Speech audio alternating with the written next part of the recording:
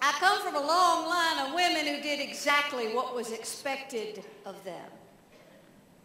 They filled out everything on their checklist.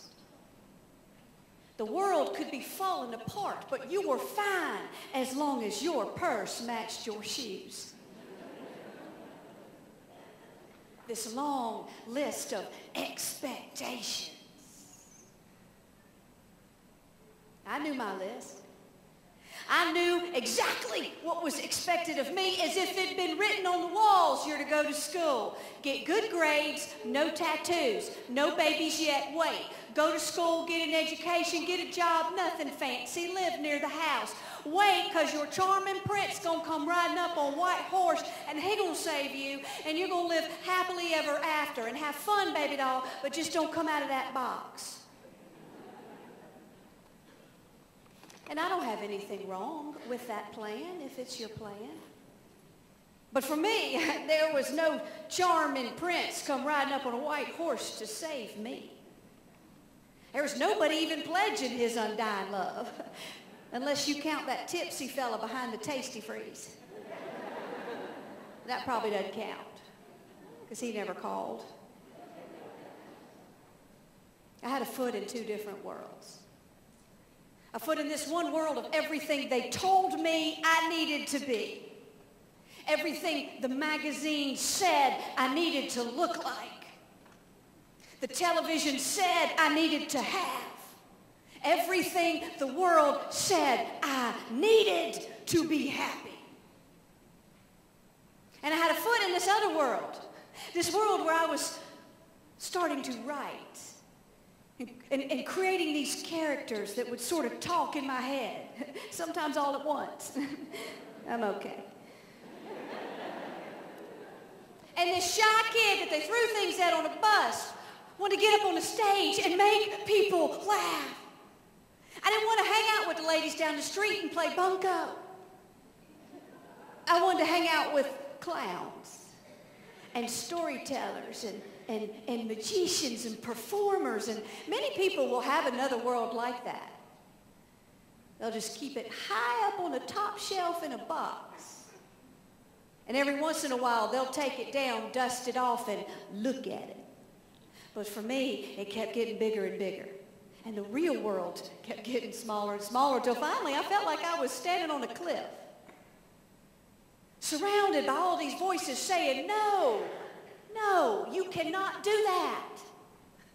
Oh, no, sweetie, you're not smart enough. Oh, no, honey, women don't do that. Oh, you'll never make it. Because we're always surrounded by those voices. You never get away from those voices. Bad news. Eventually, you don't even need them anymore, do you? Because you start to write the script yourself.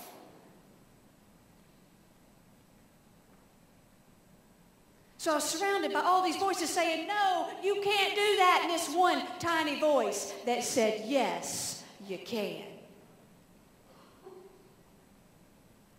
And if I am that voice for you today, then hear me when I say, yes, you can. And so I took a deep breath, and I jumped. And I never looked back. Okay, so I do look back.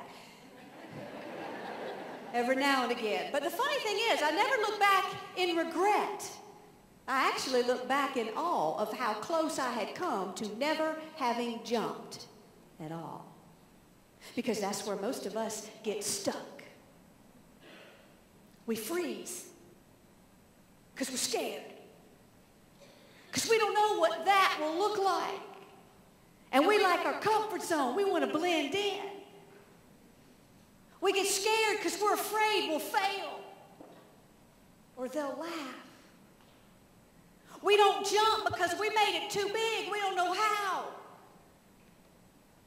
When we forget that all you need to do is focus on the next step, there's no step as important as the next one. You don't have to worry about tomorrow. It'll have enough in it You don't have to worry about yesterday. Focus on today. You have great power in today. What are you going to do today?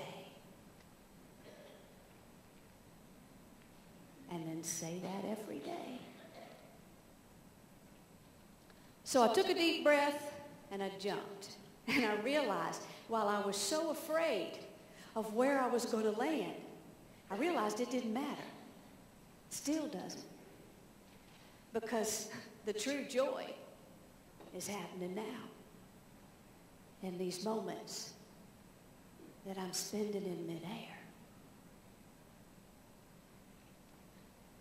And it will be hard to take action and jump. It'll be hard to fly, as it should be. Because to fly, you have to defy gravity.